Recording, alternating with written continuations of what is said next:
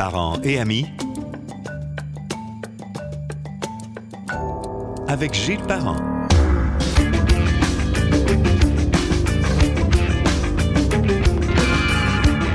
Bienvenue sur Parents et Amis. On peut nous écouter sur gillesparent.com, sur Spotify, sur Google Podcasts, Balado de Apple et le canal YouTube sous le vocable Parents et Amis.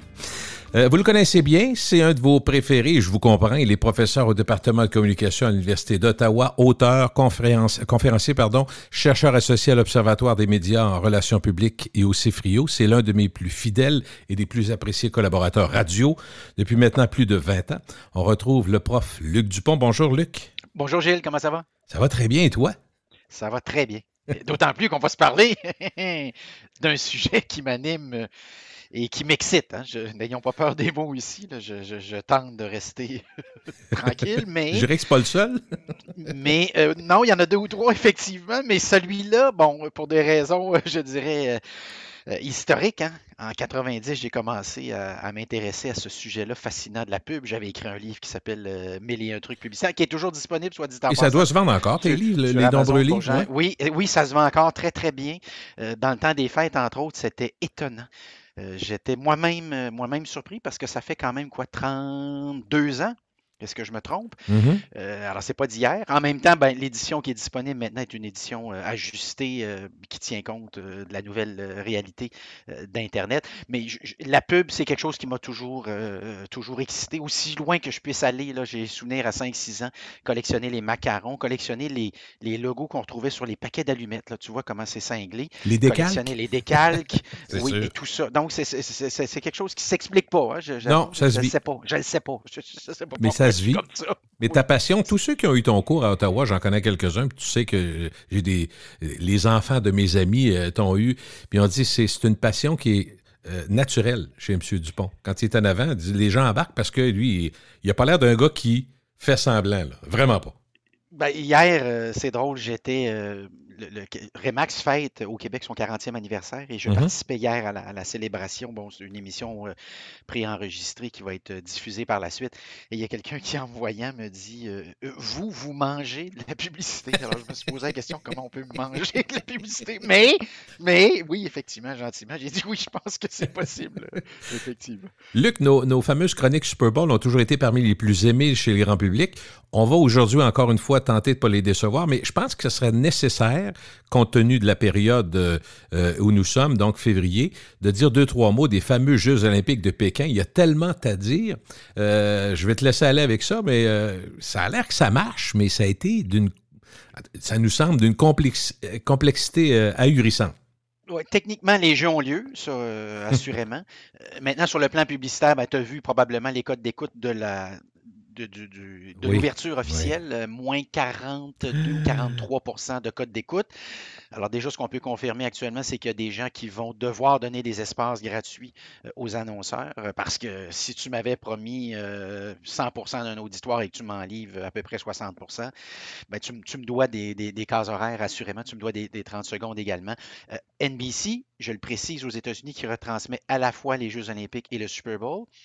C'est la première fois que le Super Bowl a lieu durant les Jeux olympiques. Ça s'est déjà passé, le Super Bowl, avant, mais là, c'est en même temps. Et NBC avait entrevu le problème. Alors, tiens-toi bien, pour acheter certains des espaces, des meilleurs espaces de pub du Super Bowl, il fallait s'engager à acheter de la publicité aux Jeux olympiques. Alors, quand tu passes tout ça au décodeur, ce que tu conclus, c'est qu'NBC savait, même si officiellement on dit que ça s'est passé très, très bien, qu'on a vendu toutes les cases, mais on sait qu'il y a des joueurs qui normalement sont là. Je pense à Procter & Gamble et Coca-Cola, et là je suis dans les Jeux olympiques, je le précise actuellement, qui ont dit cette année, nous on n'aimait pas de communiquer, on ne bâtira pas de campagne uniquement pour les Jeux olympiques chinois. La seule campagne du côté de Coca-Cola qui existe du côté des Jeux chinois, c'est la campagne chinoise, carrément, donc qui est diffusée en Chine, mais uniquement en Chine. Alors, ce que je suis en train, au fond, de te dire, c'est que tout le monde joue profil bas. C'est officiellement, on n'est pas contre les jeux en Chine. On est content. Après tout, on a là-bas des fournisseurs, des clients, etc. On ne veut pas non plus froisser les autorités chinoises. On l'a vu avant la période des fêtes. Et Walmart Et Intel aussi ont émis des commentaires très, très partagés là, à l'égard de ce qui pouvait se passer en Chine dans certains territoires, les Ouïghours, là, pour Mhm. ne pas Mhm. pour le dire. Et tout de suite, les autorités chinoises ont mis des bâtons dans les roues. Alors, on sait que c'est risqué de dire à voix haute ce qu'on peut penser parfois à voix basse, et ça se manifeste évidemment concrètement du côté des Jeux olympiques. Un autre truc, Gilles, que tu vas remarquer, si tu jettes un coup d'œil sur les Oui. messages de cette année des Jeux olympiques, on évoque rarement le fait que ça se passe en Chine. Alors ça, c'est pour l'œil et l'oreille avisé ici et Mhm. averti. Et Mhm. l'autre truc que tu vas constater, c'est que souvent, on met en scène des disciplines sportives qui ne sont pas des disciplines olympiques. Alors vois-tu comment on a essayé de toutes OK. sortes de manières possibles et impossibles de contourner le problème. Le problème étant ce qui Les, se dro- passe en les- Chine. Parce que ouais. la Chine de 2008 et la Chine d'aujourd'hui, c'est deux Chines très différentes. C'est l'histoire des droits humains dans une société et des médias qui sont dans une rectitude rarement vue. Donc, le mélange de tout ça, c'est on prend pas de chance, dans le fond. On prend pas de chance. On joue Exact. safe en bon québécois, là.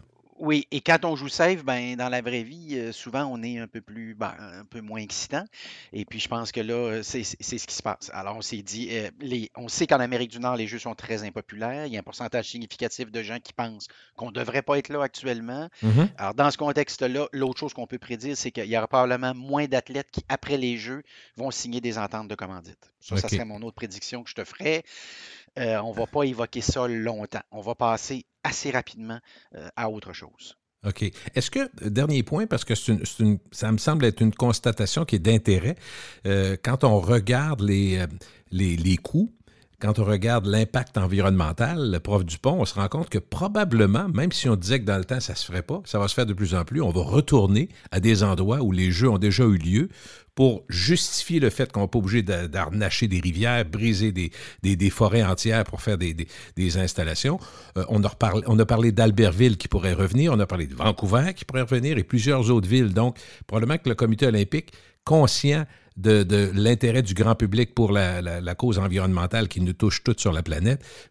Est-ce que tu penses qu'ils vont effectivement être portés à retourner à des endroits où il y a déjà une bonne part des installations qui sont en place? Ben, le réflexe, ils l'ont déjà. Tu as nommé Oui, bon, Vancouver, fort probablement qui va obtenir à oui, nouveau oui, les Jeux d'hiver. On pense aussi, bon, à Paris, là, tu me diras, ça fait un peu longtemps, mais on est déjà allé à Paris oui. dans le passé. Et Los Angeles Ah oui, en 2028.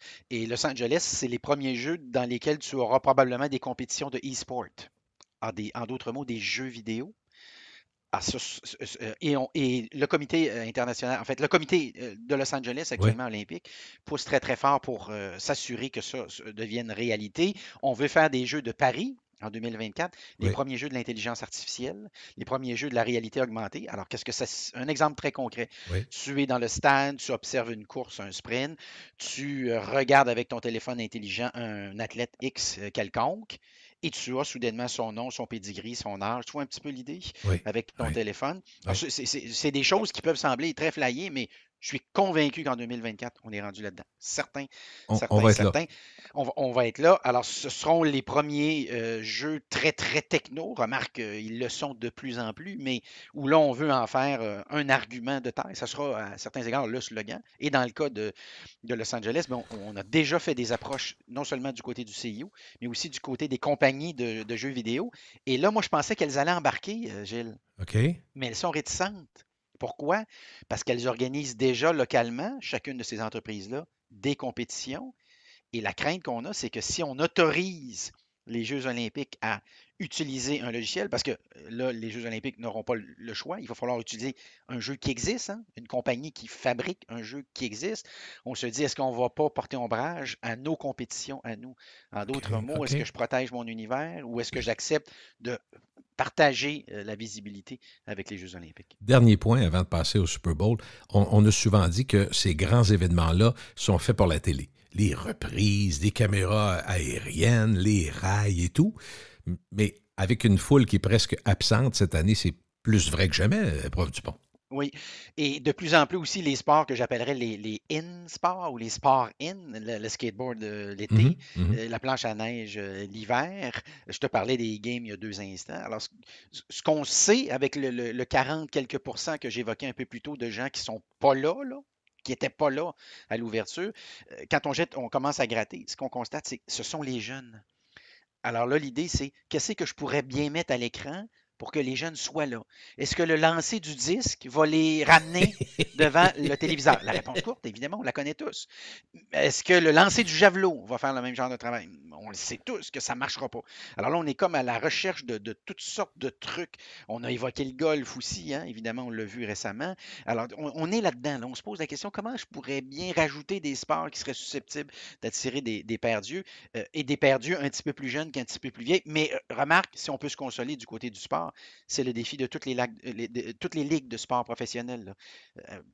Quand tu jettes un coup d'œil sur le profil des perdus, les gens sont âgés. En d'autres mots, la nouvelle génération, je te donne un exemple parmi tant d'autres, n'est pas capable de regarder un match de baseball au complet. Elle n'est plus capable de faire ça. Trop long. Alors, je sais qu'on a déjà réfléchi et on a déjà évoqué la possibilité de prendre un 9 manches quand on deviendra un 6. Bon, les puristes, je les entends déjà crier. Je les entends déjà me dire que ça n'a pas de bon sens. Mais tôt ou tard, on n'aura pas le choix de réfléchir à tout ça. De la même manière qu'au hockey, est-ce que c'est encore une bonne idée d'avoir deux arrêts, deux intermissions? Ou est-ce qu'on n'est pas à l'époque où on dit non, on va étirer un petit peu la sauce, on joue 2 30 minutes? Tôt ou tard, je pense qu'on On va arriver là. on va arriver là. Dans une société où tout va vite, où on se lasse rapidement et où même l'information, l'actualité, fait même pas une journée, elle est toujours dépassée par d'autres choses. Donc, il y a un volume complètement fou. On en parle souvent avec Jean-François Dumas d'Influence Communication. Donc, tout ça est logique dans la suite des choses. Et déjà, Marshall McLuhan, Gilles, pour la petite histoire, avait prévu dans les années 60, il disait ça, là, l'arrivée de la télévision. Alors, lui annonçait il n'appelait pas ça des sports extrêmes, comme on les appellerait aujourd'hui, là. Mais il disait un jour, le sport va aller un petit peu plus vite, va devoir aller un petit peu plus vite.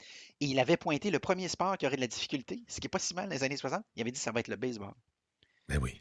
Parce que là, le gars vient d'avoir il a la balle, il regarde à gauche, il regarde à droite, il crache à terre, il regarde le catcher, le receveur. Il débarque la plaque, il recommence sa séquence. Oui. Ah oui. Exact. Si bien qu'à un moment donné, ben, tu sais, maintenant que le baseball a dit, ben là, on vous donne X nombre de secondes parce que ça ne peut pas s'éterniser. Or, les puristes, dans les années 70, avaient un plaisir fou à voir le lanceur hésiter un peu, pas être certain, lancer au premier but une première fois, faire semblant de relancer au premier but, à relancer à nouveau au premier but. Là, on n'est plus là. On avait tous un mononcle ou une matante, mais surtout des mononcles qui marquaient à la main devant leur radio. Moi, je voyais ça, je me disais, c'est quoi l'idée? Puis quand tu te mets à regarder le marquage du baseball, tu te dis, on peut faire un beau tour de piste. C'est très drôle. J'ai dans ma tête longtemps que oui. OK. Arrivons à ce sujet extraordinaire. Puis, je dirais d'entrée de jeu, prof Dupont, pour un prof de marketing comme vous et devant des étudiants, les événements où on est scotché à son téléviseur, où on n'a pas le goût de quitter pendant les pauses, d'autant que les pauses sont souvent très intéressantes et très innovantes. Des événements comme ça font que, probablement que tu vas me dire que le Super Bowl, les prix des pubs n'arrêtent pas de monter. Oui, il n'y en a plus d'événements comme ça. Là. Si tu exclus peut-être la Coupe du Monde, la finale, ou les finales, ou les matchs, mais encore une fois, dans le cas de la Coupe du Monde, ben, c'est tel pays versus tel autre, parfois des gros marchés, parfois des plus petits marchés aussi, parce que dans le cas de la Coupe du Monde, il y a certains pays sont minuscules là, sur le plan évidemment marketing. On s'entend toujours ici. Là. On est dans une logique commerciale. Une logique publicitaire, une logique de commandite aussi, de promotion. Alors, dans le cas de la NFL, ben, normalement, en tout cas, tu as un show qui, si on s'en remet à ce qu'on a vu par le passé, bon, parfois des bonnes années, parfois de moins bonnes années. Il y a des gens qui nous diraient peut-être que la finale cette année, ben, on l'a eu en quart de finale. Hein? Oui, peut-être souvent. des gens qui nous diraient ça, ou en demi-finale. Je pense qu'on a eu droit à des matchs remarquables, moi, je dois dire. Et ma petite théorie, tu vas me permettre une petite parenthèse, Gilles. Ma théorie sur les gens qui, soudainement, au Québec, sont davantage pour le déconfinement, ma petite théorie, je vais te la donner, c'est ma théorie NFL. Ah oui? Ça fait 2 puis 3 semaines que les gens, il fait froid dehors, hein, ça a coïncidé avec des vagues de froid assez importantes, là, les fins de semaine, les 2 ou 3 dernières fins de semaine. On s'installe devant son téléviseur, on se dit qu'est-ce qu'on pourrait bien regarder. Tiens, on va jeter un petit coup d'œil sur la NFL. On regarde le match, oups. Ils sont collés, ils sont là. Le stade est plein. Première réaction, ils sont donc bien bizarres. 1 heure, 1h15, le match continue. Une petite bière, 2 petites bières. Fin du premier match, début du deuxième match. Ah ben, coudonc, ils sont encore collés. Ils sont bien bizarres. Ils sont donc bien bizarres. Où sont les masques? Une autre petite bière. Puis là, soudainement, c'est-tu nous autres qui se trompent ou c'est eux autres? Vois-tu un petit peu le. Oui, oui, C'est oui. ma théorie NFL. Et tu remarqueras que ça a coïncidé au Canada anglais aussi, même chose, hein? Oui. Avec ce virage-là. On le sent, là, ce qu'on appelle le tipping point ou le point de bascule en marketing. Là. Je le sens, moi. Et je pense que les autorités aussi gouvernementales le sentent. Là. Le défi, c'est d'ajuster tout ça. C'était ma petite parenthèse, Gilles. Comme dans de bons vieux temps, il y a toujours une parenthèse avec du bon, tôt ou tard. Mais je Mhm. reviens à la NFL. Pourquoi c'est important de se parler de publicité? Il y a des gens qui diront oui, mais parfois la pub n'est pas tout à fait à la hauteur. C'est vrai. Remarquez qu'il y a certainement plus de bonne publicité durant ce match-là que j'aurais presque le goût de dire durant toute l'année restante. Mais en tout cas, ça est discutable. Mais il y a une chose est certaine, c'est que si je veux sentir les tendances, Super Bowl, aucun autre événement va me permettre ça. Puis aucun autre événement va me permettre ce que tu racontais il y a 2 instants, c'est le nombre de paires d'yeux. Touche pas à ça et regarde-le en direct. General Electric, il y a quelques années, a dit nous, dorénavant, on va annoncer uniquement dans des événements directs. Parce que du côté de la télévision conventionnelle, linéaire, comme on l'appelle parfois maintenant, Ouais. le danger, c'est qu'au moment où il y a de la pub, les gens se déplacent, alors que dans le cas du Super Bowl, il n'y a pas ça. Ça n'existe pas. Je te donne 2, 3 tendances que je vois. Oui. On parlait de déconfinement, tu vois, je vais t'en donner une, Gilles. Qui revient cette année? Expedia. Alors, Expedia nous dit, inquiète-toi pas qu'eux, les algorithmes du site, là, ils le voient, ce qui Ben se oui. passe. Ouais. Ce que Expedia te dit, c'est très, très simple. La pandémie est terminée. C'est ça qu'ils te disent. La relance s'en vient. Exact. Alors là, tu pourrais dire, oui, mais les compagnies aériennes ne sont pas là. United ne sera pas là. American Airlines ne sera pas là non plus. Ben là, je te dirais, est-ce qu'on va mettre 7 millions de dollars dans un 30 secondes quand on a des petits problèmes consécutifs à la pandémie? On va commencer à régler nos problèmes économiques, puis après ça, on va se relancer. Alors, vois-tu comment déjà tu as 2 indices? Je t'en donne un autre. La crypto-monnaie. En 2000, on a dit c'est le Super Bowl Internet.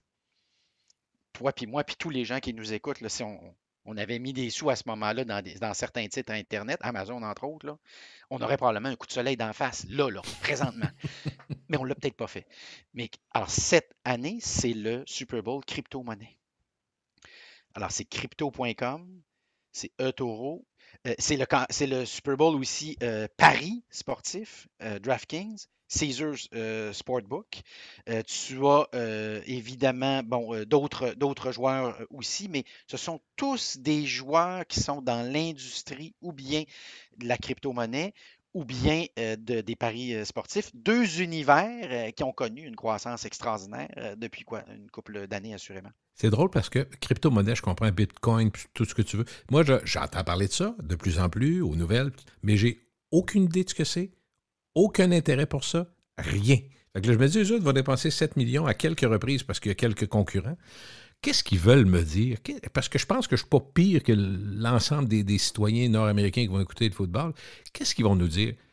Qu'on est off si on n'est pas en Bitcoin? Qu'on est pas, Non, au fond, le défi, c'est de rendre ça grand public. Et OK, ce que tu ouais. racontes là, c'est. Ben, tu le vis-tu comme moi, toi? T'es-tu là-dessus à peine à la planche, là, la Du tout. crypto-monnaie? Bon, Du OK. tout. C'est Ben, on quelque n'est chose pas tout seul. évidemment, que je regarde de façon oui, très oui. intéressée. Bon, encore une fois, pour des raisons marketing, on Ouais. n'en sort jamais. C'est une maladie, ça ne se soigne pas, je le sais maintenant. Mais c'est quelque chose qui m'intéresse sur le plan commercial aussi, parce que je sais que, bon, à peu près tous les pays du monde réfléchissent à cette possibilité-là. Les Chinois sont déjà là-dedans. Il y a d'autres pays aussi qui travaillent pour nous lancer tout ça. Tôt ou tard, on aura ça au Canada, on aura ça également aux Ouais. États-Unis. Mais entre-temps, ben, il y a ces monnaies-là qui, là, probablement, effectivement, on dit, là, on est entre nous. On est une bonne gang, mais on est entre nous. Alors, le défi, c'est comment rendre ça grand public? Parce que c'est là où ça devient payant. C'est ce qu'on appelle, là, au moment où on se parle, on a la minorité précoce qui est là-dedans. Oui. Après ça, on a la majorité précoce. C'est l'autre petit bout d'après. Puis là, après ça, on a l'autre gang. C'est là où ça devient payant pour ces joueurs-là. Et on est là-dedans là. Alors, comment rendre ça grand public? Comment raconter ça à 100 millions de personnes en même temps? Ben, tu peux aller sur Internet, mais ça va te prendre du temps en maudit pour rejoindre 100 millions de personnes. Pourquoi je n'utiliserais pas une pub? Je vais mettre un 6.5. Je n'achèterai pas une pub en début de match, pas une pub en fin de match, quelque part durant le match, peut-être deuxième quart. Je vais mettre 6.5 millions et puis je suis FTX, qui est une crypto-monnaie, ou je suis crypto.com et je vais instantanément comme ça rejoindre énormément de gens qui vont probablement, dans bien des cas aussi, découvrir mon produit. OK. Ils se font juste connaître, Ils sont l'entreprise. là-dedans. Mais ce que tu dis là, c'est ça. Ils ont fait le même constat que toi, Gilles. Hein. Alors, ils se disent comment on atteint la vitesse de croisière supérieure. Et ça s'appelle, dans ce cas-ci, le Super Bowl. Ça n'empêche pas qu'on a de nombreux annonceurs qui ne sont pas là cette année et qui ont l'habitude d'être là. Remarque que Coca-Cola, par les années passées, ça n'a jamais été leur tasse de thé ou leur tasse de boisson gazeuse, là, dans leur cas. C'est Pepsi. Et Pepsi, pourquoi? Ben parce que la mi-temps appartient à Pepsi. Alors, encore une fois, vois-tu la logique ici sur le plan stratégique? Pourquoi j'irais dans un show dont un des trois grands moments, parce qu'on demande aux gens c'est quoi les trois grands moments du Super Bowl, ils disent c'est le match, c'est la pub, c'est la mi-temps. Et chacun a sa préférence. Alors, pourquoi j'irais dans un événement qui appartient à certains égards à Pepsi pour des années à venir? Alors, Coca-Cola dit, savez-vous quoi? On n'est pas là. Évidemment qu'ils ne diront pas dans leur communiqué, on n'y va pas parce qu'on ne veut pas se faire porter ombrage par Pepsi qui, lui, arrive puis a pris littéralement le contrôle de la mi-temps. Tu as d'autres, tu as des fabricants automobiles, Lexus ne sera pas là, Audi, Hyundai ne sera pas là non plus. Twitter, alors, tu vois-tu, Twitter? Bien, Twitter, ils n'ont toujours pas réussi, après toutes ces années, à monétiser le fil Twitter. Ils font de la pub, mais ça ne donne pas des sommes colossales. Ils ont des problèmes aussi de gestion, bon, d'insultes. Je ne l'apprendrai pas à personne qui nous Non, écoute. ben non. C'est pour ça que tôt ou tard, je pense qu'il y aura 2 Twitter. Si on avait à faire une petite prédiction ici, Ah oui? il y aura un Twitter gratuit pour l'ensemble des gens qui veulent être là-dessus. Puis il y aura un autre étage où là, si tu acceptes de payer, tu as accès à un certain nombre d'applications qui ne sont pas disponibles sur l'étage gratuit. Et tu as aussi le choix d'être suivi ou de ne pas être suivi par les gens qui utilisent des pseudonymes. Parce que si on veut régler le problème des médias sociaux, Ben je peux oui, te le ben régler oui. en 3 minutes et quart. Hein. Si tu fais juste disparaître les pseudonymes, déjà, selon Réelle moi, identité, puis c'est réglé. Hein? tu viens de régler 90% certainement des problèmes. Parce que c'est toujours plus difficile d'insulter avec ton vrai nom qu'avec ton faux nom. Hein. Ben oui. 1, 2, 3, 4, 5, 6, c'est facile d'insulter avec un pseudonyme comme celui-là. Avec ton nom, ton prénom, ce que tu fais dans la vie, c'est déjà un petit peu plus difficile. Alors, Twitter n'est pas là, mais Meta est là. Et Amazon est là. Amazon a une pub extraordinaire, Gilles. Je la Tu l'as décris vu? un petit peu. Oui, oui, elle est extraordinaire. Alors, c'est évidemment Alexa. La console qui te répond, avec qui tu jases, et elle lit dans ton cerveau. C'est-à-dire qu'elle anticipe tes besoins. Alors, exemple, je te donne juste le début de la pub, je ne te la décris pas au complet parce que je vous garde le punch, mais Alexa, c'est le Super Bowl. Automatiquement, elle comprend que ben, il va y avoir une bouteille de frais qui vient le petit frigo Oui. pour le vin qui vient de se mettre en marche. Ça va être un petit vin blanc, là, quelque chose comme ça. Après, deux, trois autres petits trucs.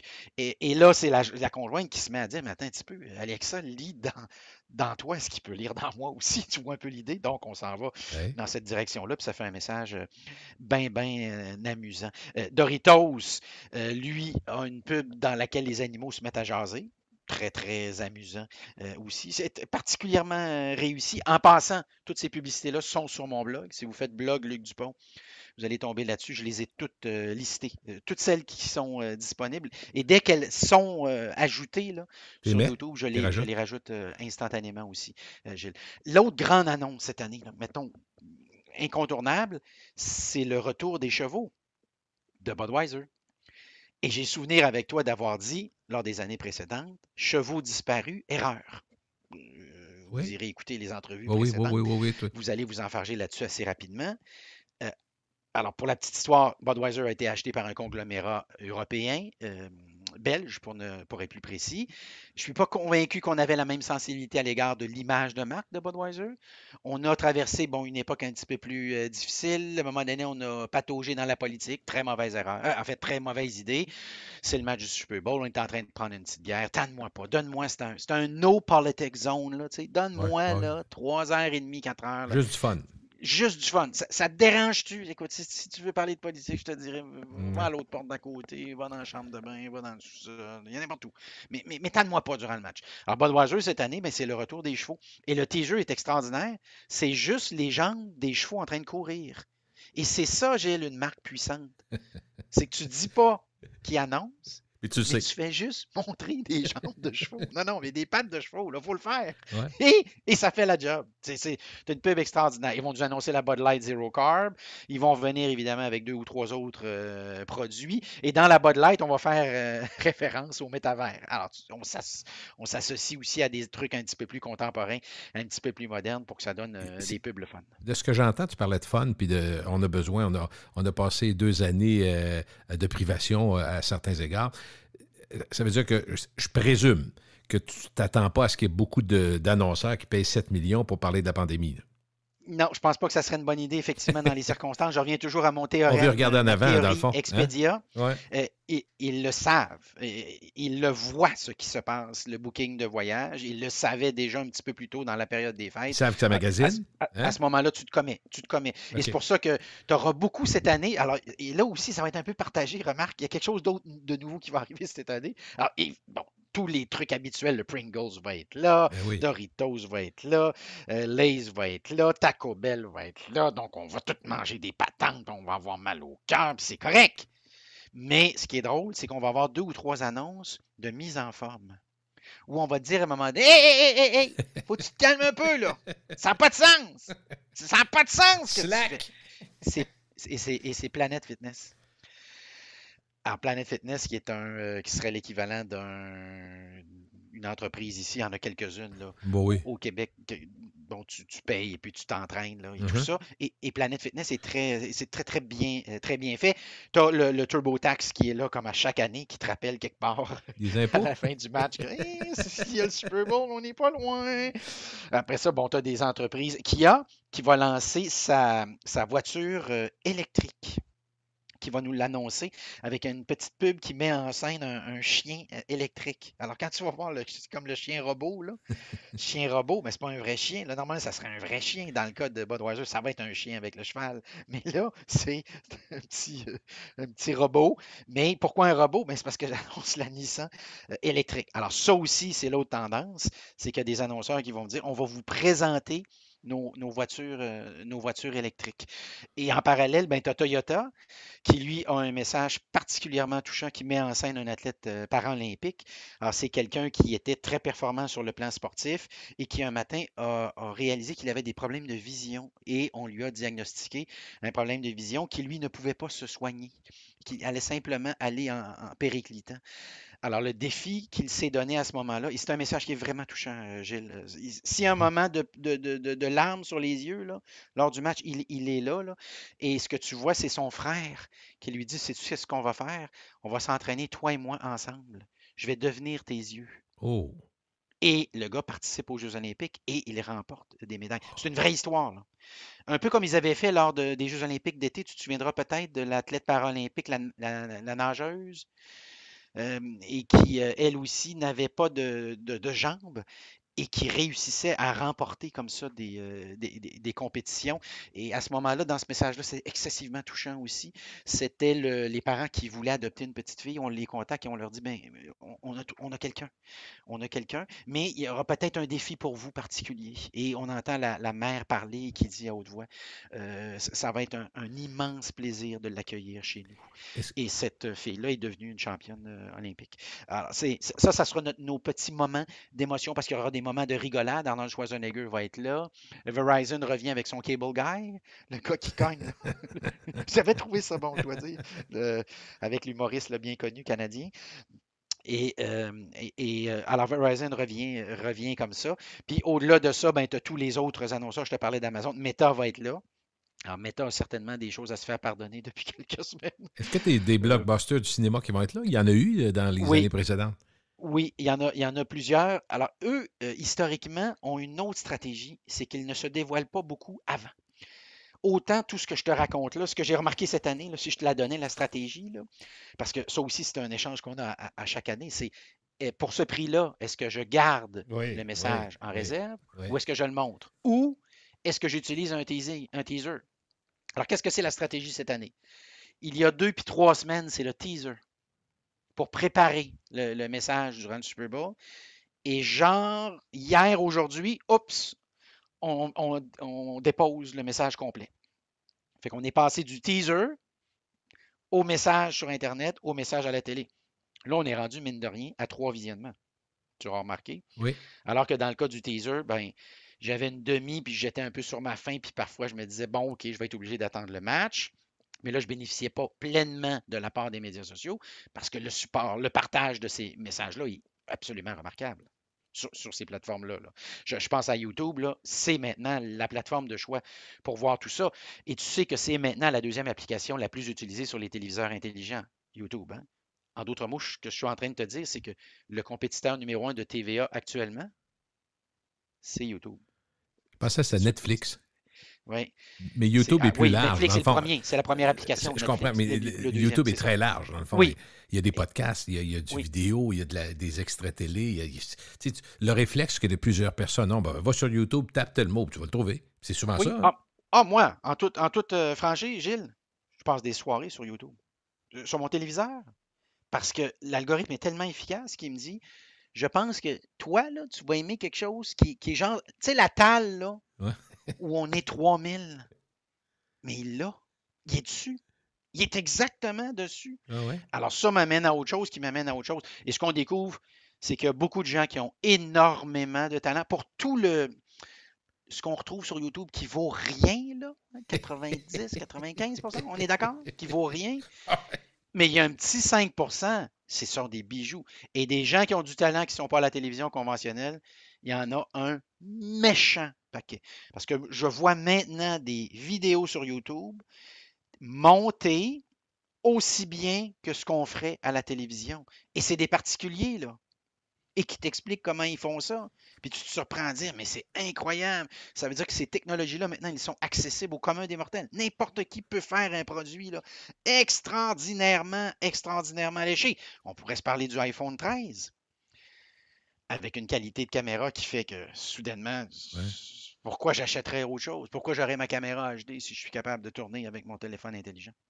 Surtout qu'on apprend que des grands réseaux américains et canadiens ont maintenant juste un petit bidule qu'on installe sur les iPhones récents. Puis ils font de la télé en direct intervention régulièrement dans les grandes émissions, puis des grandes émissions d'information. C'est régulier aujourd'hui. Oui, et ne serait-ce que ce qu'on fait actuellement, toi et moi, Gilles, avec les applications qu'on utilise pour se Ouais, parler, ouais. qui n'existaient pas, corrige-moi si je me trompe, il y a 2 ans, Maximum. et qui permettent de faire un travail absolument Tout à fait remarquable. professionnel à 20$ par mois. Ça Oui, aurait coûté 5000 US pour avoir un équipement de base, plus le temps de satellitaire. Ça aurait été impensable il y a quelques années.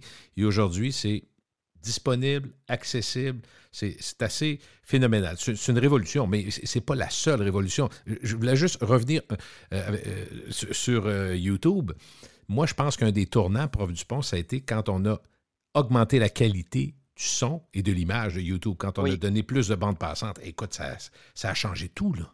oui, je pense aussi. Et c'est devenu la bibliothèque des vidéos. Hein. Oui, S'il y a oui, quelque chose oui. que tu as tourné il y a quelques années, tu dis j'aimerais ça que les gens s'en souviennent, c'est absolument là-dessus. Alors, sans surprise, toutes les entreprises qui se respectent vont déposer leur publicité du Super Bowl là-dessus. Et c'est pas si mal parce que quand je jette un coup d'œil sur les retours de gens qui n'étaient pas là depuis longtemps, je pourrais t'en nommer deux, trois. Gillette, c'est drôle, dans ma tête, Gillette était pas mal tout le temps là. Si je te disais que ça fait 16 ans qu'ils ne sont pas là. Ibatin, Surprenant, j'aurais hein? pas deviné. Non. Moi non plus. Celle-là, Nissan. Nissan revient après 7 ans d'absence. Je t'aurais pas dit ça. Je t'aurais dit non, mais ça me semble Nissan, je les vois une fois de temps en temps. BMW avec Arnold Schwarzenegger cette année. Un déguisement fantastique. Ça, c'est un des messages à voir là, dans mon top 10, certainement. Ça fait 7 ans qu'ils ne sont pas là. Taco Bell, je te jure que je suis convaincu ou que j'étais convaincu qu'ils sont là à chaque année. Ça fait 5 ans qu'ils ne sont pas là. Et Google avait passé l'année passée, et puis ils étaient là l'année précédente, avec un message très, très touchant. Je me souviens même de ce message-là, ça fait 2 ans. Là. C'était des gens qui cherchaient sur l'engin de recherche un certain nombre de mots, et ça les menait à évoquer leur papa ou leur maman d'un certain âge. Ça, c'est un message très, très réussi. Alors, cette année, sans surprise, nourriture, breuvage, très là. D'ailleurs, je tombais sur une petite étude amusante. On dit aux gens, vos dépenses cette année, c'est combien? Alors, les gens répondent deux choses. Ils disent, un, cette année, c'est un party. Deux, on va être à peu près 90 millions. Si on, au total tout, là, si on compte les gens qui disent qu'ils vont regarder le match, alors tu peux présumer qu'il y a à peu près 10, 12, 15 millions de gens qui vont le regarder seuls. On va dépenser en moyenne 79 $ par personne, ce qui m'apparaît un chiffre raisonnable. Parce qu'il y a, je sais pas, c'est dépendant de votre manière de fêter tout ça, là. Mais le truc rigolo, c'est comment vous allez dépenser 79 là, tiens-toi bien. Alors, nourriture et breuvage, numéro un. Numéro 2, c'est porter le chandail de l'équipe qui joue, ou l'un des deux chandails de Oh, l'équipe qui OK. joue durant le match. Alors, d'autres mots, on peut présumer qu'il y a un méchant paquet de monde actuellement qui achète des chandails de Cincinnati, puis qu'ils Et de n'avaient Los pas avant. Angeles. Et de Los Los Angeles, Angeles, c'est ça. exact. Ouais. Troisième chose, les gens disent, m'a m'acheter un nouveau téléviseur. C'est dans notre top 3. Puis tiens-toi bien, le quatrième, c'est faut que je mette des décorations dans la maison. Ça aussi, ça va compter. Je viens de te le donner par ordre décroissant, là, les dépenses dans chacun des cas. C'est curieux. Ben, ça reste un party. Puis évidemment, même tantôt, tu parlais d'entrée de jeu dans notre podcast sur le Super Bowl. On se disait, ben, les changements qui sont apportés, le décloisonnement, le fait qu'on ouvre beaucoup plus après tant de restrictions. Comme par hasard, au Québec, c'est samedi là, qu'on permet 10 personnes. Moi, je me suis dit, il n'y a pas d'hasard dans la vie. Là. Non, Une mais journée avant le j'écoutais, oui, Super Bowl. mais j'écoutais tout ça, c'est Ben oui. clair et net, Gilles. L'idée, c'est de le faire graduellement parce Oh oui, oh qu'on ne oui, veut oh pas oui. non plus donner l'impression qu'on vire bout pour bout, là, pour prendre une expression consacrée, mais on est certainement dans cette logique-là. Je suis convaincu de ça. De toute façon, si Mhm, ce virage-là mhm. ne se faisait pas, là, Ouais. ben les manifestations vont se multiplier parce que je suis allé faire un tour, tu devines, parce que quand je vais au bureau, Tu vis pas mal à à Ottawa, toi, pied, hein? je passe devant je passe devant tout ça. Et moi, je vais te donner mon 50 sous ici de compréhension. C'est une manifestation qui dépasse, on l'a mis enchâssé dans deux ou trois choses, là. Mais moi, le sentiment que j'ai, c'est simplement, si j'avais à vulgariser tout ça, là, c'est l'histoire de gens qui sont fatigués de ce qui se passe depuis 2 ans et qui ont besoin d'un peu d'oxygène. Oui, moi C'est aussi. ça que je comprends. À les C'est pancrètes, là, c'est ce que j'ai compris. C'est une manif nationale. Pour moi, il n'y a rien. Là-dessus, le maire d'Ottawa avait raison. Ça n'a rien à voir avec la ville uniquement. Là. C'est sûr Ah que ouais, ça a été géré de façon discutable, ça, il n'y a pas de doute. Par contre, on se rend compte que ça rejoint beaucoup de monde. Puis tous les ajustements qui se font un peu partout dans les provinces vont être multipliés dans les prochaines semaines. On le voit parce qu'on le dit ensemble. Hein, il y a une période où on va écouter, puis après ça, ben, la lassitude fait que c'est trop difficile à tenir. Puis on est rendu là. On est rendu oui, là, on sent la vaccination. fatigue. Oui, puis Il y a une fatigue vaccination très psychologique, élevée au Gilles. Canada. Oui. On se dit, coudonc, on a fait ce qu'il fallait faire, là, c'est assez. Oui, on n'a pas une grande surprise de voir ce qui se passe là, très honnêtement. Là. J'aimerais te mentionner, je sais pas, c'est peut-être de même à chaque année, mais moi, ça me jetait à terre hier. On est en prime time, 19h. Je pitonne un peu, puis j'arrive je pense que c'est CBS, je ne suis pas sûr, tu vas me le dire. On a une émission d'1 heure où on présente les classiques pubs du Super Bowl. Je dis, voyons donc. C'est une émission en prime time aux États-Unis Oui, où on tellement. donne du temps. On rappelle, c'est là que j'ai vu des pubs dont je ne me rappelais pas, celle du jeune habillé, je pense, en Darth Vader, Volkswagen. J'ai dit, oh mon Dieu, c'est vrai que c'était bon. C'est un bijou, ça. Non, mais oui, moi, je me disais, prof Dupont, il faut que je parle de ça, il faut que je mentionne que j'ai vu ça hier. 2 animateurs qui sont dans un stade de football, puis qui passent la POC, puis qui nous présentent leur top à eux, et le top des Nord-Américains, des pubs les plus aimés des 30 dernières années. Je dis, voyons donc, pense-y, les annonceurs... On du prime. Ça veut dire qu'il y a de l'intérêt, c'est ça que je veux dire. Beaucoup, oui. Et bon, on va radoter ici, c'est ouais, donc. la minute radotage, mais beaucoup de gens disent regardez le match pour les pubs. Et là, dépendant des sondages, je vais te dire ce que j'ai vu. Ça part à 21% des gens qui disent moi, c'est juste la pub qui m'intéresse. J'ai vu des sondages qui montent jusqu'à 42%. Oh. Pour le match, les chiffres sont à peu près toujours les mêmes, c'est autour de 40%. Alors, si tu prends pour acquis que 42 est le bon, pour la pub, ça veut dire qu'il y a plus de gens qui regardent le match pour la pub que pour le match. Maintenant, si tu dis, c'est plutôt 21 la pub, qui est le bon chiffre, bien là, tu vois, il y a quand même la moitié des gens qui... Tu prends ton 40%, tu le coupes en deux, et ça, c'est des gens qui disent, ben, nous c'est la pub. Je t'ajoute un autre chiffre, 18% disent, c'est juste la mi-temps. Moi, je suis dans la maison, il y a un party, ils ont du fun, ils regardent le football, je les ai juste avertis, quand la mi-temps commence, viens me voir. Et le message de la mi-temps est déjà disponible si tu vas sur YouTube, avec M&M, entre autres, mais d'autres aussi. C'est très fort. Et M&M, ben, par le passé, avait fait le fameux message de Chrysler. On avait prétendu à l'époque que c'est le message qui avait coïncidé avec la relance de Détroit. C'est un message qui durait de mémoire autour de 2 minutes, qui était un petit peu plus long. Mais pour le reste, ben oui, il y a beaucoup de gens qui reconnaissent écouter ce match-là principalement pour ça. Et du côté de la pub, je reviens à ton exemple de Volkswagen de tantôt. C'est un Oui, message super. Il oui. était super. Pour ceux qui l'auraient peut-être oublié, c'est le petit gars qui se déguise en Dark Vader. Il est devant pas très loin de la Volkswagen. Il se met à commencer à faire des petits gestes un peu à la Star Wars, à la guerre des étoiles. Puis c'est le père qui a la télécommande qui est dans la maison, puis qui fait coïncider les gestes avec la voiture qui réagit. Une pub extraordinaire. Ça, là, c'est un bijou, un petit bijou, assurément. Mais il y en a des comme ça, oui, à travers le temps, t'en as une tonne. Est-ce que cette année, il va y avoir des façons différentes de décliner les pubs? Est-ce qu'on a juste des 30 secondes ou il va y avoir des 60 ou même plus longs? On a déjà vu plus long, je pense. Oui, il va y avoir certaines pubs, entre autres de Budweiser, un petit peu plus longues. OK. L'année passée, je te rappelle que Reddit avait utilisé un 5 secondes Ah bon? pour faire ça. Oui, J'allais te demander est-ce qu'on peut aller à du 15 ou du 10, mais là, tu viens de répondre à ma question. C'est tout se possible. vend. OK. Oui, tout se vend. Si tu veux payer, tout se vend. Et cette année aussi, ben, une stratégie que je trouve formidable. Il y a Busch, la bière, bon, populaire il y a 25, puis en fait, il y a 30 puis 35 ans. Probablement avec justement, mon oncle qui marquait les games de baseball. C'était son genre de bière. Sinon, c'était de la Old Milwaukee. Mais dans ce cas-ci, alors Bush dit, on n'est pas capable de faire ce que Budweiser fait. On n'est pas capable de faire ce que eux, en termes de déploiement d'argent ou de cash. Alors, cette année, là, c'est une somme, encore une fois, qui est colossale. Mais qu'est-ce qu'on pourrait bien faire autrement? Et ce qu'ils ont choisi de faire, c'est d'acheter de la pub régionale. Parce que ce qu'on oublie souvent, c'est que durant le Super Bowl, qui est retransmis donc à l'échelle des États-Unis et du Canada, mais entre autres aux États-Unis, tu vas pour chaque chaîne qui retransmet ça, localement, quelques 30 secondes disponibles pour des annonceurs locaux. Ou on se détache. On se détache. Alors, qu'est-ce que Bush fait? Bush identifie les plus gros marchés aux États-Unis, les plus petits marchés aux États-Unis, puis on décide de faire une addition à la pièce. Tu peux imaginer le travail que ça nécessite. Il faut appeler chaque marché, le 30 secondes, mets-le à peu près là. Pourrais-tu le mettre à peu près là, toi aussi, parce que l'autre d'à côté va le mettre à peu près là. Ça serait le fun que mon message roule à peu près partout au même moment. Tu vois un peu le genre de travail que ça peut nécessiter. Il y a quelques appels téléphoniques ici, là. Autrefois, ou en tout cas, assurément, peut-être qu'aujourd'hui, il y a des logiciels qui permettent de simplifier tout ça, mais il y a un travail d'importance, identifier les marchés localement, cette chaîne-là, combien de téléspectateurs, celle-ci, celle-là, l'année passée, on fait des moyennes, et Bush a fait ça. Alors, ils ont acheté de la pub régionale dans plusieurs marchés en se disant, on ne pourra jamais battre Budweiser sur leur terrain à eux, là.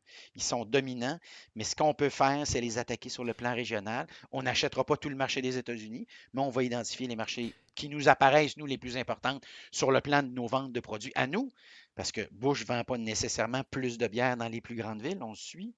L'idée, c'est toujours aussi de parler au monde qui consomme notre produit. Un peu la logique d'ailleurs que Gary Bettman n'a toujours pas compris avec Phoenix, c'est que c'est pas parce qu'il y a du monde et que le marché est important sur le plan commercial que le marché va fonctionner. Tu vois un petit peu la nuance ici? Ouais. Alors, Bush a identifié ces marchés-là et cette année utilise ce truc-là qu'elle avait déjà utilisé par les années passées. Luc, c'est très drôle, c'est qu'il y a des gens qui savent qu'on fait une chronique à chaque année. Puis j'ai eu une demande de quelqu'un qui me dit si jamais vous parlez à M. Dupont pour le Super Bowl, demandez-y donc 2-3 affaires. Fait que j'ai les ai devant moi, puis tu réponds ce que tu peux ou ce que tu veux là-dedans. En fait, c'est 2 questions. La première, c'est est-ce qu'il y aura comme on est dans un festival de la pizza, de la bière, des chips, ce que tu veux, il y a quand même beaucoup d'annonceurs de cet acabit. Est-ce que les grands de ce monde, les plus connus au monde comme Corona et Heineken pourraient être là? Ça, c'est la première question. Et la deuxième, c'est est-ce que les grands de ce monde dans la haute consommation comme McDo et Walmart étant la plus grande compagnie au monde dans la consommation, est-ce qu'eux vont être là aussi? Ça, c'est 2 questions. Alors, pratiquement toutes ces entreprises-là l'ont déjà été par le passé. Dans le cas de la bière, le problème est toujours le même, c'est que Budweiser occupe tellement d'espace, c'est un peu l'effet Pepsi, là, occupe tellement d'espace que tu peux essayer de te stationner. Selon les règlements internes de la commandite de Budweiser en lien avec les diffuseurs, les télédiffuseurs, tu dois quand même m'indiquer que quelqu'un dans le domaine de la bière aimerait peut-être, éventuellement, annoncer. Je te dis ça parce que techniquement, ils ont un monopole sur l'espace en disant on est tellement là souvent, tellement là longtemps que vous nous devez ce petit cadeau-là. Mais par le passé, on a déjà vu des marques adverses réussir à obtenir un petit espace. Où Budweiser dit on va être bons joueurs. On accepte que vous annonciez. au fond, on pense sur le plan des relations publiques que si on vous empêchait d'annoncer, ça nous donnerait de la mauvaise publicité. Vois-tu l'idée? Comment on est toujours dans une logique de communication et c'est pour ça que c'est fascinant. Mais mon Dans le cas, questionnement, moi, juste là-dessus, prof Dupont, c'est que mon questionnement, tu aurais pu aussi me dire, puis j'aurais pas été surpris, que finalement, dans les intérêts corporatistes, derrière Heineken ou Corona, il y a peut-être des intérêts de Bud. Tu sais, on voit ça de plus oui, en plus, là, ils sont oui, derrière, on ne le sait pas, mais finalement, ils sont actionnaires. On voit ça dans le monde de l'automobile, on voit ça de plus en plus dans des pétrolières. Les pétrolières qui sont rendues dans l'électricité, ils n'ont pas le choix, ils voient bien ce qui se passe. Fait que finalement, souvent, par des alliances administratives et corporatistes, ils sont déjà là. Ils pourraient laisser passer, par oui. exemple, à Heineken, puis on se rendra compte que Budweiser est actionnaire à une certaine hauteur de Heineken.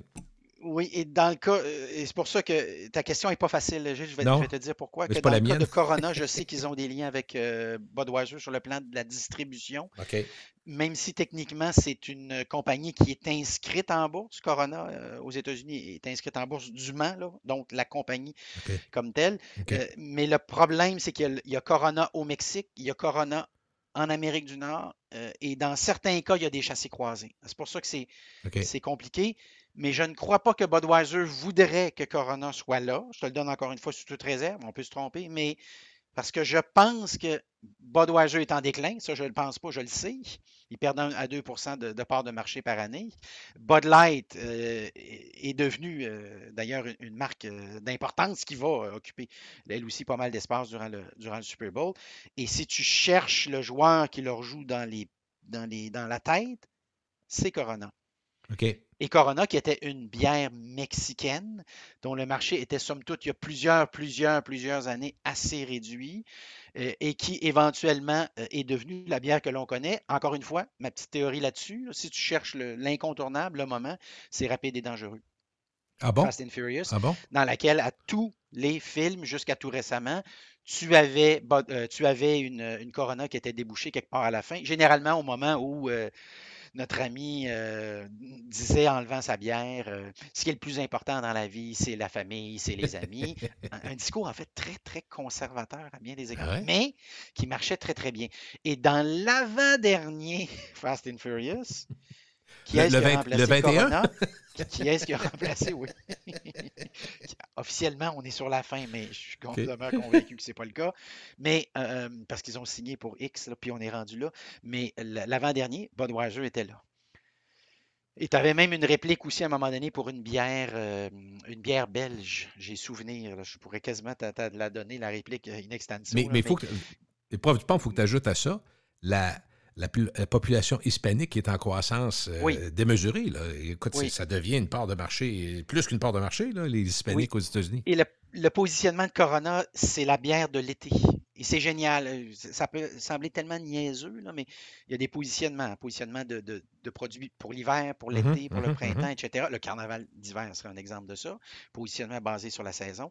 Et dans le cas de Corona, c'est d'avoir pris possession de ça avec des publicités qui parfois étaient audacieuses. À une époque où, tu l'évoquais tantôt, on fait attention à tout ce qu'on dit, tout ce qu'on raconte, tous les gestes qu'on pose, toutes les photos, toutes les vidéos. Ça en est devenu obsessionnel et complètement ridicule, en espérant que tôt ou tard, on connaîtra la fin de ça.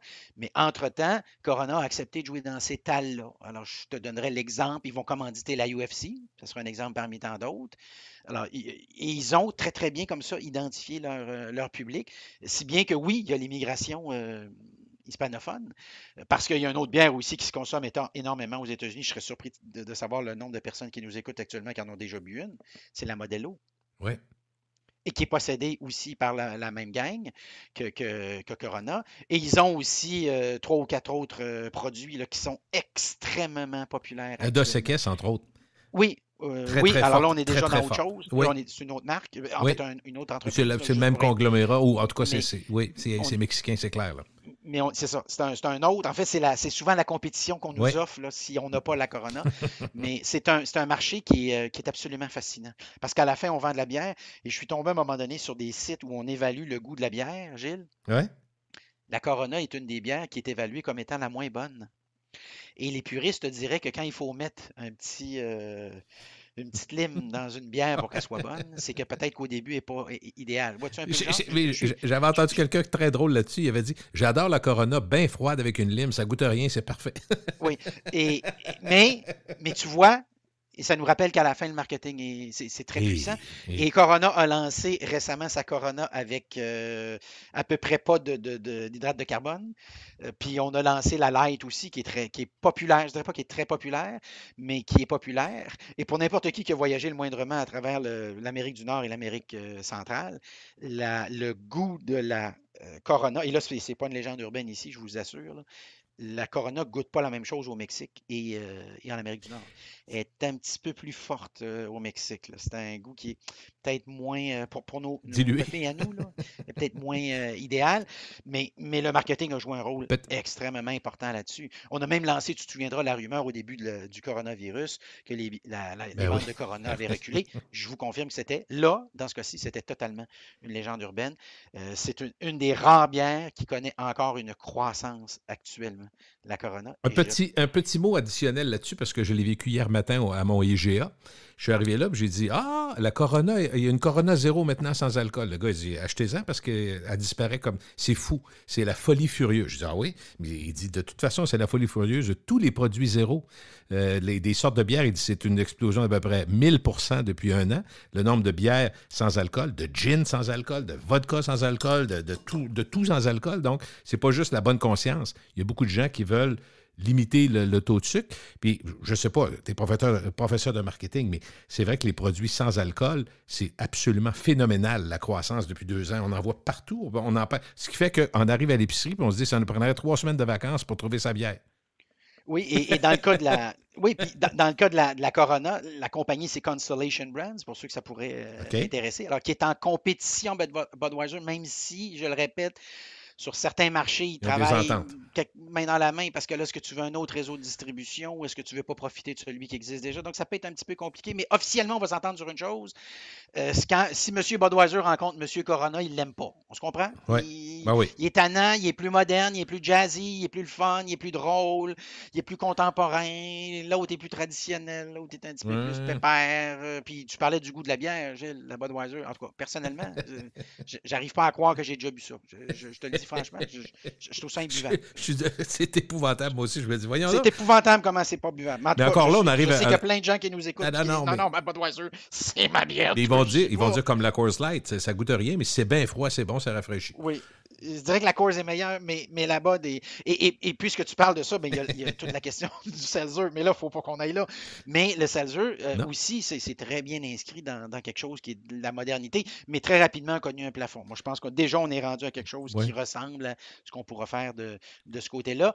Et à ma connaissance, on aura la Bud Light Seltzer qui va être annoncée durant le Super Bowl. Comme quoi, tu vois, est-ce qu'on répond à la deuxième question? Il y aura la Michelob Ultra aussi, hein? Ultra Organic Seltzer, Gilles. Là, on est rendu compliqué. Il faut prendre des notes. Ultra, organique, seltzer. Il y a 3 mots-clés qu'on vient de taper, là, plus Michelob. Ça va-tu rentrer sur l'étiquette de sa bouteille, ça?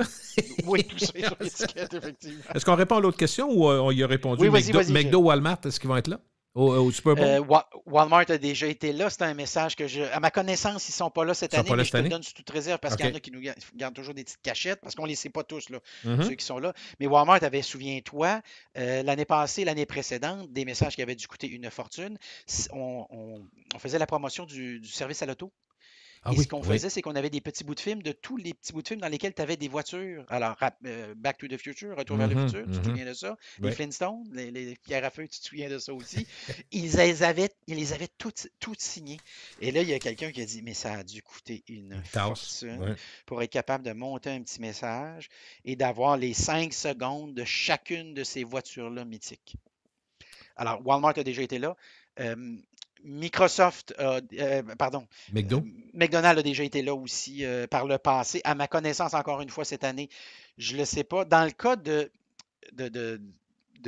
McDonald's, le problème, c'est qu'il y a tellement de compétiteurs, les chips, la pizza et tout le reste, les croustilles et la bière, et les gens regardent ça à la maison. Tu te dis, peut-être j'annoncerais si dans un monde idéal, ils pouvaient se déplacer ou est-ce qu'ils vont faire livrer ça à la maison? Comme c'est la journée plutôt de la pizza et des ailes de poulet que du McDo. Hein, c'est un petit peu le règlement qui n'est pas écrit nulle part dans le party. Je pense que McDo, historiquement, ont été parfois présents, mais on ne peut pas dire qu'ils dominent. De la même manière, on parlait un peu plus tôt de Coca-Cola. C'est deux joueurs qui, dans un contexte normal, seraient là, mais ils ont certainement des bonnes raisons de ne pas être là. Dis-moi, Luc, comme prof de marketing, quand tu parles à tes étudiants dans l'année et vous évoquez le Super Bowl, est-ce que tu leur présentes ça comme un événement sportif ou un événement de divertissement? Je leur présente ça comme un événement marketing. Ce que je leur dis, c'est dans le temps, l'autre clin d'œil que j'utiliserais pour revenir à un sport qu'on connaît bien, le hockey. Dans le temps, le hockey, c'est ce qui se passait sur la glace. Puis aujourd'hui, le hockey, c'est ce qui est imprimé sur la glace. Alors, c'est la nuance que j'établirais. Dans le cas du Super Bowl, même chose. Et on est en train d'évoquer la possibilité éventuellement d'ajouter la publicité sur les chandails, ce qu'on n'a pas fait du côté de la NFL, je te le précise, ce qu'on a fait du côté de la NBA et de la Ligue nationale de hockey. On aura même aussi la publicité, en fait, déjà la publicité sur les casques des joueurs de hockey, et même la publicité en arrière des buts. Ça, je trouve ça très désagréable sur la baie vitrée. C'est quelque chose que je trouve. Non, ça, c'est trop. Ça, c'est de trop. Mais la NFL est un petit peu plus réticente de ce côté-là parce que les gros joueurs qui se sont approchés jusqu'à maintenant, c'est les joueurs de la crypto-monnaie. Et la crypto-monnaie a envahi le soccer en Europe, est en train d'envahir le basketball, va envahir le hockey. Et jusqu'à tout récemment, dans le cas de la NFL, on avait résisté à tout ça. Parce qu'ils ont des moyens sans limite, dans le fond. Tu me dis, la crypto-monnaie, ils ont des capacités financières folles. Oui, ben dans le cas du Staples Center à Los Angeles, j'ai souvenir lorsqu'on l'a ouvert, on avait dit dans 20 ans, il faudra le fermer. J'avais trouvé ça complètement capoté, puis je me disais, notre Colisée, on l'a depuis genre 60 ans. Ouais. Mais au moment où tu l'ouvres, la déclaration, tu coupes le ruban. Là. Tu dis profitez-en parce que dans 20 ans, il n'y en aura plus de Staples Center. Là. Je ne sais pas si ça va être le cas, mais en tout cas, j'avais trouvé ça renversant. A changé ou va changer de nom. Et c'est une entreprise de crypto-monnaie qui a dit comment ça coûte. On a répondu ça coûte beaucoup d'argent. Et l'autre a dit ça veut dire quoi beaucoup d'argent? Oui. Et l'autre a répondu ça coûte à peu près 700 millions. 700 millions? Où est-ce qu'on signe? Parce qu'on est très intéressé. Et c'est confirmé donc. Ah oui? Il va s'appeler, je pense, c'est crypto.com, qui, je te le rappelle, est un annonceur pour la première fois du Super Bowl cette année, qui est le Super Bowl crypto-monnaie, le Super Bowl voiture électrique, le Super Bowl, il faudra un petit peu s'entraîner avec Planet Fitness et le Super Bowl bière avec les. Et de la sortie de crise, on ne dira pas de même, mais de la sortie de la pandémie aussi pour bien des gens. C'est le signal qu'on a. Le signal. Parce que l'an passé, on s'était parlé, toi et moi, puis le party était peut-être pas aussi. Non. Stratégiquement, Budweiser avait dit on ne sera pas là, Coca-Cola avait dit on ne sera pas là, mais il y avait des marques numéro 2, numéro 3 qui étaient là, Bud Light était là, mais pas Budweiser, donc on joue sur les mots un petit peu ici, ça s'appelle encore une fois des relations publiques. Mais cette année, tout le monde qui doit être là, je pense, est là. Et avec de nouveaux annonceurs. Pour moi, c'est un bon signal. Là. Il y a près de 30 nouveaux annonceurs cette année. OK. Alors, ça veut dire que pour chacun de ces joueurs-là incontournables, je pense à Coca-Cola qui a dit on n'est pas là, ou Kraft qui ne sera pas là, ou Mars, ou Tide, ou Chipotle, ou Jaguar, ben il y en a à côté en parallèle qui ont dit savez-vous, si eux ne veulent pas être là, on va être là. Nous autres, on va être là. Dernier mot, les prix des billets sur place à Los Angeles, est-ce que c'est complètement fou? C'est un stade plein, j'imagine? Oui, j'ai vu le prix des billets, c'est complètement dément. Quoique, après la fin de semaine de demi-finale où on a appris qui allait participer aux Jeux olympiques, au Super Bowl, on a quelques joueurs des prix des billets qui ont reculé, mais c'est encore dément. Mais j'ai quand même l'impression, Gilles, que c'était peut-être pas le match que les gens voulaient à la fin, là, remarque, mais ça reste le Super Bowl. Mais moi, la commandite la plus amusante que j'ai vue, pour terminer là-dessus, mais c'est alors, je te rappelle que l'événement a lieu au Sophie Stadium. C'est la promotion de Twitter. Alors, tiens-toi bien, et tous les gens qui nous écoutent, je vous annonce que vous pouvez vous ramasser sur le toit du Sophie Stadium. Alors, qu'est-ce que vous avez à faire? Faites un commentaire sur le Super Bowl, faites une prédiction sur le Super Bowl. Et le stade en question, qui a coûté quelque chose comme 3 à 4 milliards pour construire, a son toit, là, au-dessus du toit, là, c'était en vol d'oiseau, en hélicoptère, c'est un écran géant pour annoncer des trucs. Alors, au lieu que ce soit le traditionnel plafond blanc, là, comme on avait. On diffuse sur le plafond. Oui, alors ce qui va se passer durant le match, c'est qu'on va sélectionner certains messages Twitter qui vont se retrouver sur le toit sophistiqué. On est rendu vraiment, là. Avant, c'était le c'est une baiser. commandite que je trouve complètement capable. Avant, c'était les messieurs et les madames qui donnaient un petit bec, puis là, tu passais à l'écran, Oui. tu étais tout fou. Oui. Là. Mais... Oui. Là c'est vraiment, c'est complètement capoté.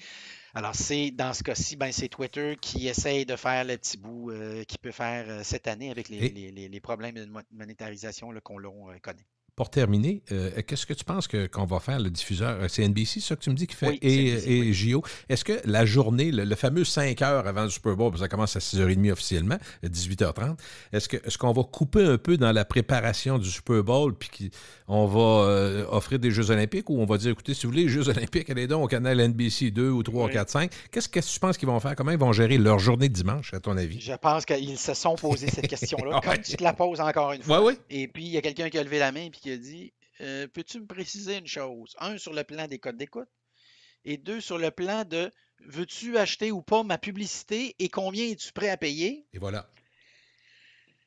Alors, je peux te répondre. La réponse concrète, c'est quoi? C'est le match comme tel, c'est 500 millions en 2h15, 2h30 de pub. Et l'avant et l'après-match, c'est autour de 200 millions. OK. C'est pas C'est négligeable. une journée à 700 millions. Alors, probablement qu'on a regardé les Jeux olympiques droit dans les yeux parce qu'il y avait quelqu'un autour de la table qui disait « Ah, les Jeux olympiques, des athlètes, des vrais athlètes, des dodo. C'est l'argent qui parle, C'est c'est tellement ça. fantastique, ça vient pas souvent. » OK. Show me the money. Es-tu capable de me montrer 200 millions de dollars de publicité pour l'après-midi? C'est clair. On sait ce qui va se passer. Hein? C'est ça. C'est réglé.